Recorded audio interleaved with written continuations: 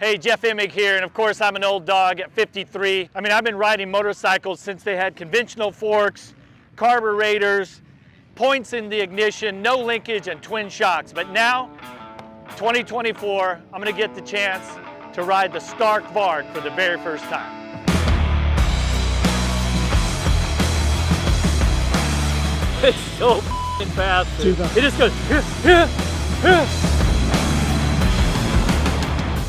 So we're out here at Paris Raceway in Southern California. I'm gonna test out the Stark VARG.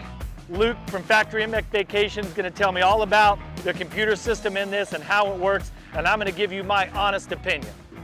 All right. Hey Luke, you gotta show me how this thing works. I mean, how do I make it go? Right. I'm turning the throttle, nothing's happening. These are pretty state-of-the-art. So obviously when you buy the Stark VARG, you get this phone with it, right? So a lot of phone, can I yes. call my girlfriend? Dude, you can take this out, you can run with it, whatever, you can call anyone. This is fully active, so. No texting and riding though, kids. Correct, but this just clips in here nicely. So you get the bike, you turn the power on, okay? So this button here turns it on. Turns it on. Now, we've got the bike on. So this is like the home page or whatever. You have all of your options here. So you have your stats, your modes, you can see different trails, and then of course you can order your parts right from this phone. How many modes does it have? The modes is the fun one. So you have 5 different modes, and you can make different maps within those modes. So you can build your own maps Exactly. and then have different modes with that. Exactly, so then Okay. now when you're on the fly with these 2 buttons here, you can go up and down, and you can change it to whichever you choose, right? So I'm in the power mode, so if I go from here, I go to modes. Yep. So right now, this is mode 1. Yep. So the things that you can adjust are the horsepower output and the regenerative braking, which would be, put it into regular motocross terms, would be like engine braking that a four-stroke has. Yeah, exactly. So while you're riding, the higher the regenerative braking, the more charging you're gonna do, or the least amount of battery usage you're gonna have. So I want to start this out in Yep. what the settings that Stark recommends for this. Yep. So all of these maps, mode 1, 2, 5, these are all of the stock maps. Okay. So now let's say you want to do a change, you just scroll these, and Okay. then you click that save button, And then it'll it saves it. But it'll this link is it. all stock This is- as it comes. Yep. So now if I wanted to make it go, I see this light's blinking, so Yep. something's on. Yep, so now click the bottom button just once. Now you're into first gear, or map Mode 1. one, Yep. because there is no There's shifter. no gears, yes. There's no clutch. Correct. So Okay. now you're in gear, and so now if you were to crack the throttle, you would move forward. All right. There we go. All right. So you just click Is there that. a neutral? So now, if you hold this power button for a sec, now you're back into neutral. So now you can whack the throttle, and it's off. Okay, well, that all sounds good. I think I know how to make this thing go. I'm Yep. sure once you ride it once, you kind of get the feel of everything. But Yep. initially, my initial thoughts are, I mean, it feels pretty narrow. Yep. But, you know, it doesn't feel different than any modern motocross bike, other than that it doesn't have a clutch, which I'm kind of used to sort of grabbing the clutch, and it will be kind of odd to not have a shift lever. So Absolutely. my initial thoughts are that that's going to be a point of difference that you really have to get used to. All right, here we go. First ride. See if I remember even how to turn it on. I feel like I want to start it up. So now to put it in gear, that's it. Well, not in gear. Just turn on mode 1. Here we go. All right, here we go. Whew. That's different.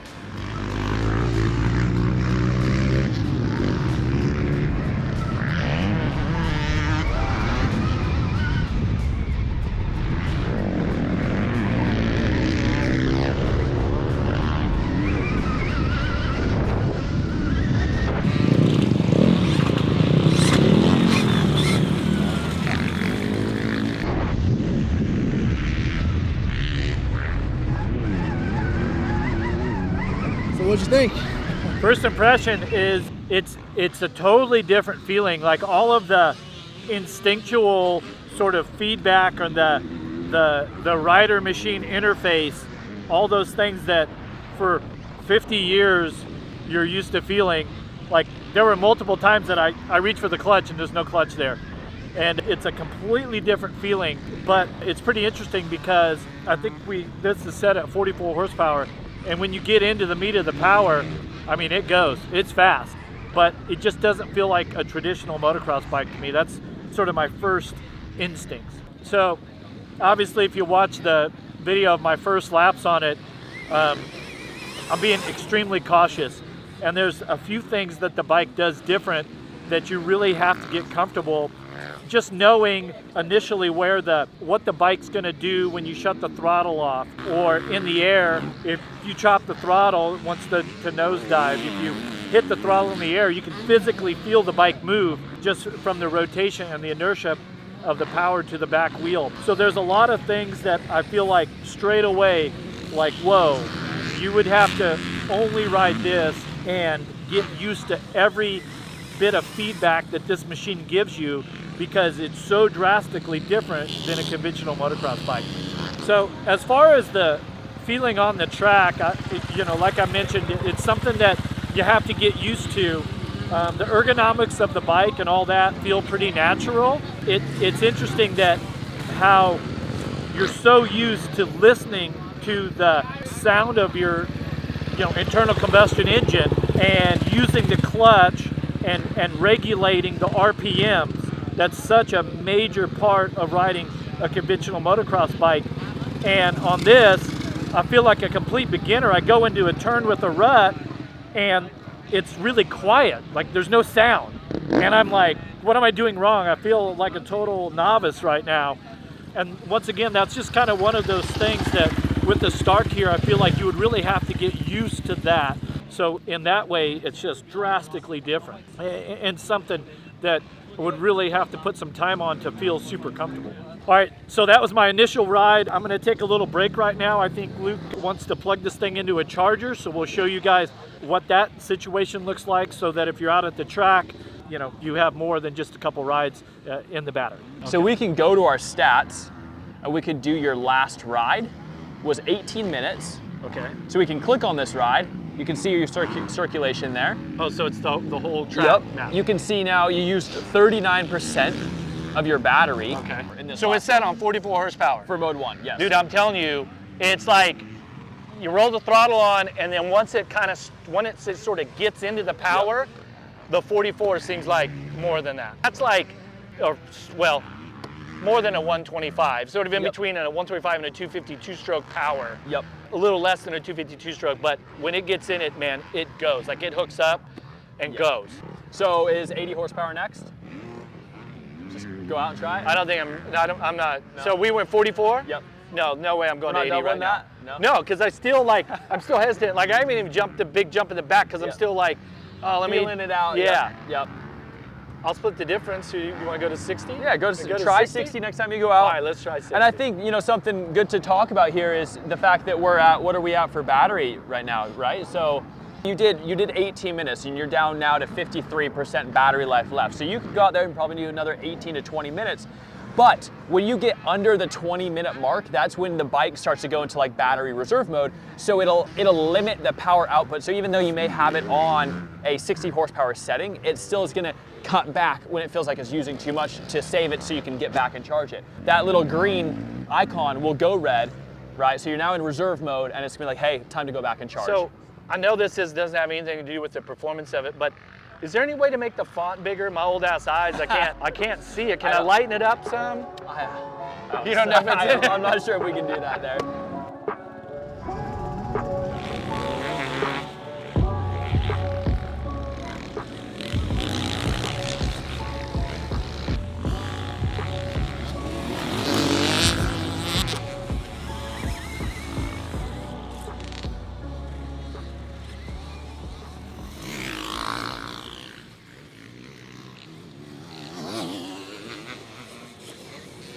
So, yeah, definitely faster. And I felt like when you get in the throttle and then it hooks up was like, whoa, that's a little bit, like you got to get used to it, right? And that little triple thing in the middle, I finally felt confident to do that. But the big jump across the hill, I come up to it and I still haven't really jumped it properly. It's because I'm almost, like I'm fearful that if I stay in it, I'm gonna go too far. Right, of course, yeah. Like having that feedback from the motorcycle, I don't have enough time on it to feel comfortable with where the throttle's at. And also, what's different about this bike from a conventional bike is the throttle position is really sensitive. Yes. So like, you know, you're coming out of a turn and you hit some bumps, it's like yeet, yeet, yeet, yeet. Way more reactive. Where you don't necessarily on a traditional bike, like it's like softer. Yep. Where that's not, and you can use the clutch. Yes. You can pull in the clutch, and so for this, having proper throttle control and even being conscious of like where your elbow's at, things like that, it's really something that you'd have to get used to, because I think it's more critical on this than a conventional bike. Also, the last lap I felt the power go down. So where am I at as far as? So yeah, you're now, see how that's red? You're now at 17%. So that's when it's gonna start to limit the output. So that was 15 minutes, and your one this morning was 18 minutes. So at 18 and 15, and now we're already into battery conservation mode. I mean, if let's say that I had the power up even a little bit, let's say I went to 60 or whatever, and I want to do a 30 plus 2. It's not gonna make it. It's not gonna make it. It's gonna struggle to make it a good 30 minutes. And so like, let's just say you were in a sand or a mud situation, yeah, it's gonna be less. And if you were gonna race this like traditionally, and your races were almost back to back, I mean, you'd be on a battery charger right now just to be able to try to make your next race. But then talking to another Stark owner here today, he said, hey, you get back, if you're all the way dead, he said in about 45 minutes with the correct generator, you can be charged back up. So that's what we're gonna go do now. Throw it on the generator, and then you can conclude and do another moto. Is this how we do it? All right, thank you. All right, I appreciate it.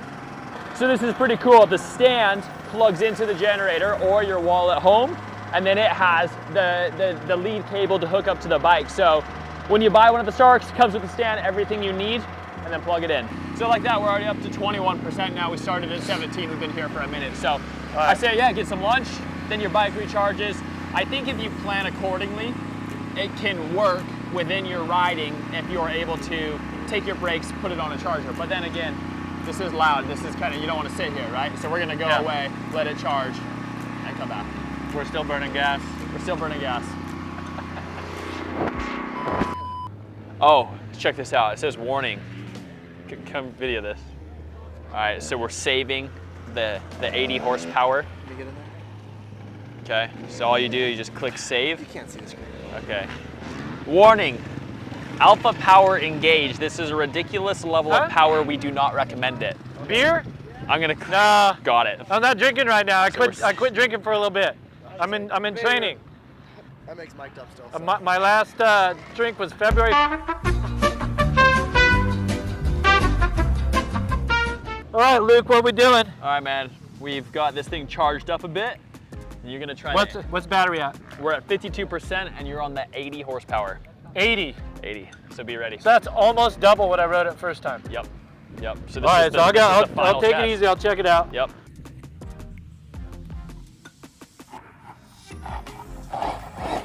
Oh! Whoa! Oh.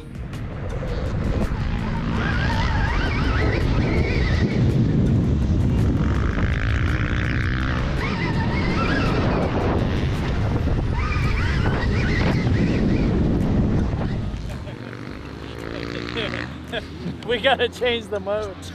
It's so fast. Too fast. It's like where it's tacky, it just goes like it's scary. Like it is like, yeah, that's not. And especially because I mentioned before how the throttle position is so sensitive. So like you hit some bumps and stuff, and you're kind of moving the throttle like that, and your elbow's moving around. It just goes whoop whoop. Yeah, we gotta change it up. So you just on this? Yeah, so what I'm gonna do, go back to mode 3, which was like 52. I really want to try to do a start, so I'm gonna go over here next to the start where it's a little bit tacky, and just feel what it's like in sort of a race start situation and see what it's like off the line. So I wanted to see what a start feels like. Obviously we don't have a whole shot device on this. I assume you'd want to have one on this, just the same as your regular bike, but right now I'm set at the 52 horsepower, so mode 3. Want to see what it's like. I'm going to try the metal starting grate later too, but just to see what it's like. And it's so different right now because like you're not revving the engine or warming it up or checking the clutch. It's just sitting here static, and it's like, okay, let's go. And then the gate change it, or you think change it?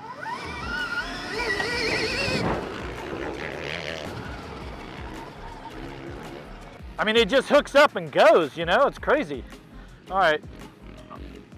We didn't use metal starting pads in my day, but we'll see what this is like.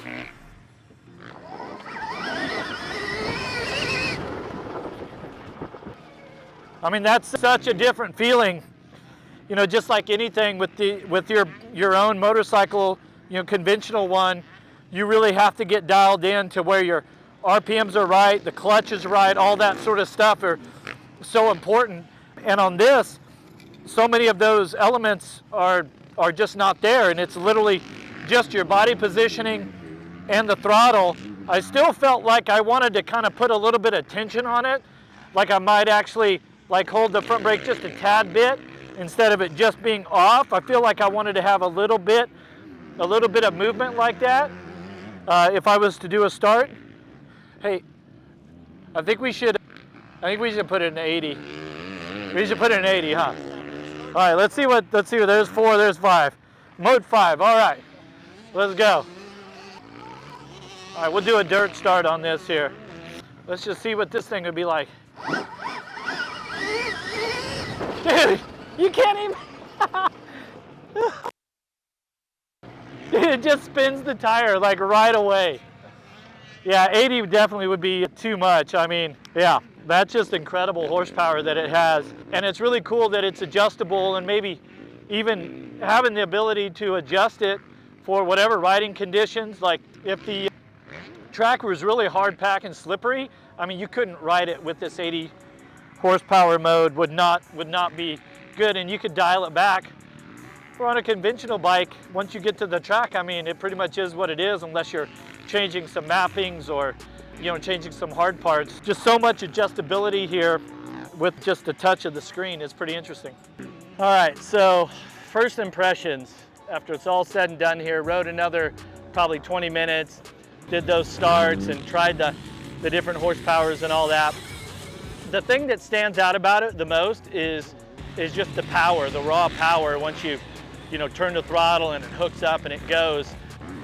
If it was your gasoline powered bike, you'd be really stoked with that. So I was really conservative with my riding today, really cautious, because it does feel really foreign. And my thoughts are that if this was going to be your bike of choice, that you would have to be committed to that. Get this is your bike, because of how instinctual riding motocross becomes. I would think that it'd be really difficult to switch back and forth between, a conventional bike and this. But that being said, if you got used to this bike, I think it'd be amazing. The ergonomics of the machine, pretty standard, right? It didn't feel foreign in that way. The brakes and everything work, just like you should, but there's gotta be, not having all the rotational mass in an internal combustion engine, I think makes it feel quite a bit different. And even though I didn't ride the thing at 100%, like going into braking bumps and stuff, it felt different. And once again, that's just something that more time on it, you would have to get used to. We also have to talk about the element of this being an electric bike and having a battery, right? We started with about 92% battery. I rode 18 minutes, and not even like full bore, fairly hard track, right? Not real loamy or muddy. So I rode 18 minutes, I rode 15 minutes, and then it was time to charge the battery again. Really was a bit of a negative, and then I had to wait for the charger to go, and I only got a little over 50%, so then I could ride another, I think I probably rode about 15, 20 minutes. And so with that element, I feel like that's a real negative to it, that if I wanted to come out and ride 3 or 4 motos on a race day, I mean, I don't know how you could pull that off. I don't know if the charging aspects of it keep up with the amount of riding that you would do. And so for that element, I think that it has its place, but just by that category right there, you can't compare it to a conventional motocross bike that you're putting gas in. You can go ride a tank of gas, come in, as fast as you can put gas in it, you can go right back out and do another tank of gas. So that being said, I think that the Stark has potential. It's got its place. Is it the equivalent? Is it a replacement for a traditional motocross bike? I don't think so, at least not because of that one reason alone. Should electric bikes be allowed to ride with the conventional motocross bike?